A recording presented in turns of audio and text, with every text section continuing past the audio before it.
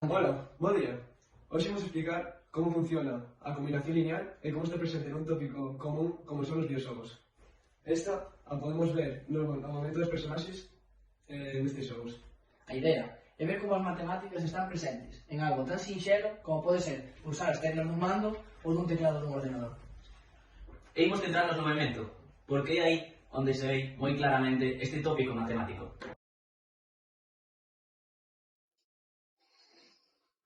Nas matemáticas, unha combinación lineal consiste en crear un elemento novo a partir de outros, sumándolos e multiplicándolos por números.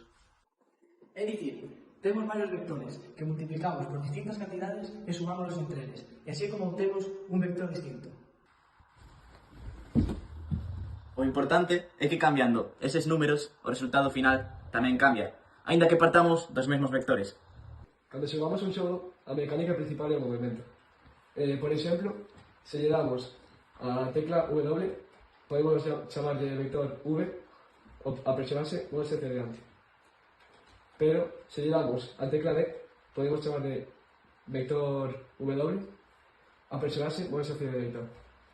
Pero, se lle damos as dúas teclas a vez, a personaxe móvese en diagonal, é dicir, sumamos os vectores. Isto significa que o movimento final é a suma dos dous movimentos distintos, do vector V e do vector W, cada un coa súa respectiva importancia. A iso, en matemáticas, chamámoslle combinación lineal, porque estamos combinando vectores multiplicándoos por números. Isto non é inventado, sino que os desarrolladores dos videoxogos baseanse na combinación lineal para recrear o movimento das personaxes dunha forma máis realista. Isto non só observamos no movimento dos personaxes, tamén o podemos observar nos movimentos da cámara e na física do entorno do videoxogo.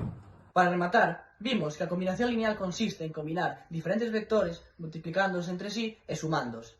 E isto podemos observar en algo tan sinxelo e algo que facemos no noso día a día como pode ser xogar aos videoxogos. Grazas a isto, podemos calcular os movementos dos videoxogos, e cambiando as cantidades, cambian tamén as direccións dos resultados. Isto demostra que as matemáticas non son tan aburridas como creemos, porque podemos encontrarlas en cosas que nos gustan no noso día a día como poden ser os videoxogos.